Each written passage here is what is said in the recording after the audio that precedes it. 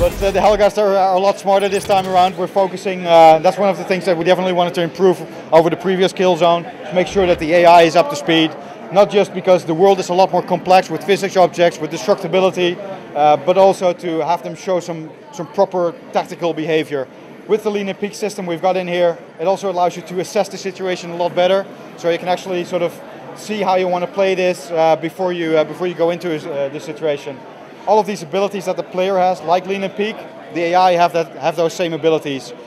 They can even blind fire over certain areas. They can throw grenades if you're hiding out for too long. So they're really trying to make this as challenging as possible for the player. Grenades, of course, you can still cook as well. That's something that we kept from the original Killzone, so that's building on the strengths of that. I think the visual style you recognize, we're carrying that forward from the original Killzone and Liberation onto something like a PlayStation 3. Trying to add and really utilize all the power that the PlayStation 3 has by adding lots and lots of detail, not just in the animations, but in the world itself. Everything is done with lots of detail. Now this is the buddy assist mechanic that we've got right here. Got your buddy snapping into position. He's going to give you a leg up.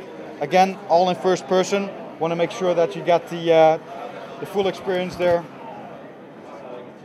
And of course, the smart thing is, I mean, these systems, we're trying to make them foolproof as well. So, actually, never mind.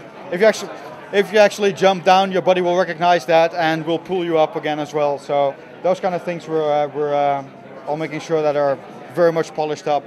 Of course, we know that this game's coming out in February of 2009, which means that, well, looking at the game right now, got a lot more work to do. We're polishing up all these different kinds of things. Want to make sure that we get absolutely every detail right.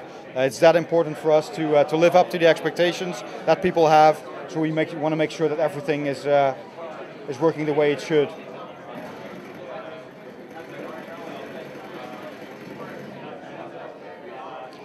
One of the things that's very important for us, you can see a reload animation here, is this being a first-person shooter, we want to make sure that the thing that you're doing for 70–80% of the time, which is shooting, actually feels really good.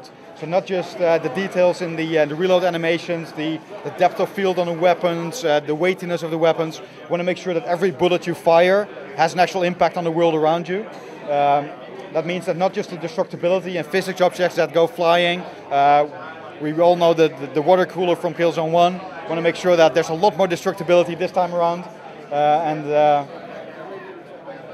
that you can sense all sorts of stuff flying.